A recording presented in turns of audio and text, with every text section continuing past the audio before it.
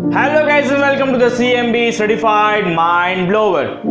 पता है, कुछ लोगों का ये कहना है कि हमारी दुनिया में जितने ह्यूमंस हैं उससे थोड़े ज्यादा रेट्स है, यानी कि चूहे हैं। और साथ ही चाइना का भी ये कहना है कि हमारी पूरी दुनिया में टोटल 2 बिलियन से भी कई गुना ज्यादा रेट्स है, यानी कि चूहे हैं। कुछ लोगों को पेट्स वगैरह पालने का शौक होता है, तो कुछ लोग उसमें कुत्ते पालते हैं, बिल्लियां पालते हैं, कुछ बर्ड्स भी पालते हैं और चूहे भी पालते हैं, लेकिन वो सिर्फ एक या तो फिर 2 ही।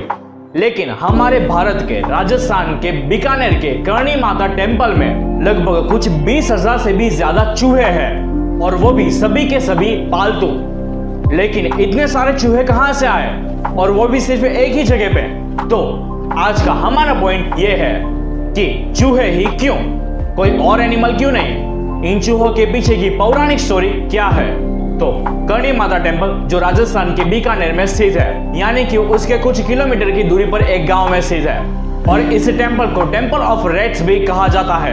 इस मंदिर में 20,000 जितने काले चूहे हैं, और उन सभी चूहों की पूजा की जाती है, क्योंकि वहां के लोग उन्हें पवित्र मानते हैं, जिसे वो लोग कब्बा कहते हैं। यह मंदिर मुगल शैली में डिजाइन किया गया मंदिर है, जो पूरी तरीके से मार्बल से बना हुआ है, और साथ ही इसमें महाराजा गंगा सिंह जी के द्वारा बनाए गए चांदी के दरवाजे लगाए गए हैं। और सिर्फ मेन डोर पर ही चांदी के दरवाजे नहीं है, बल्कि सारे मंदिर पे जितने भी दरवाजे हैं वो सारे के सारे चांदी के हैं। लेकिन जहां पर करणी माता की मूर्ति रखी गई है वो जगह काफी छोटी है। इस मंदिर का कंस्ट्रक्शन का काम 20वीं सेंचुरी की शुरुआत में ही कंप्लीट हुआ था। लेकिन अगर आपसे इस मंदिर में वहां का एक भी चूहा आपसे गलती से मारा गया, तो आपको वहां पर उस चूहे के बदले में एक चांदी का चूहा चढ़ाना पड़ेगा। तो अब वहां की लोकल लोक कथाओं के अनुसार ये कहा जाता है कि एक बार वहां के कुछ 20,000 जितने सैनिक की सेना वहां के पास ही में एक लड़ाई थी, जहां पर वो लोग वीरान हो गए थे, जिसकी वजह से वो लोग दौड़ते दौड़ते देशनोक नाम के यह गांव में आ चुके थे।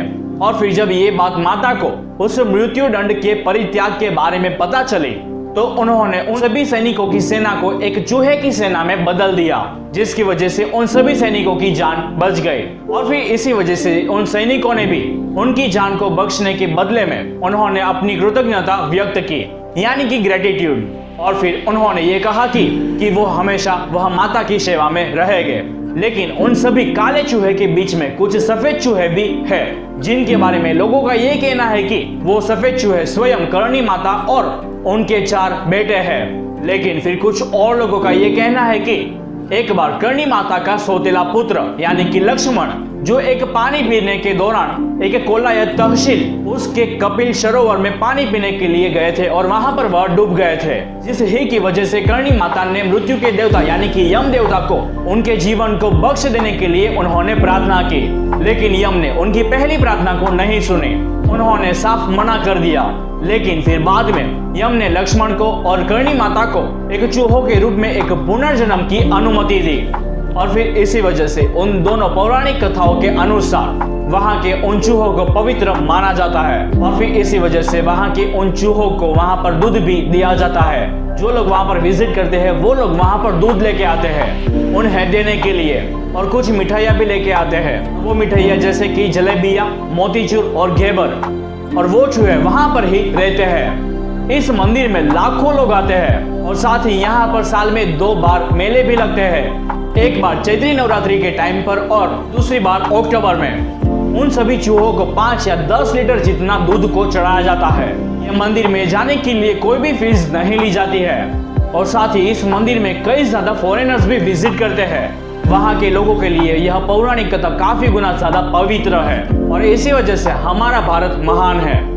तो ये थी थोड़ी सी शॉर्ट इन्फॉर्मेशन करणी माता मंदिर के बारे में। तो अगर आप लोगों को यह वीडियो अच्छी लगी हो तो प्लीज आके लाइक कर दीजिए और शेयर कर दीजिए।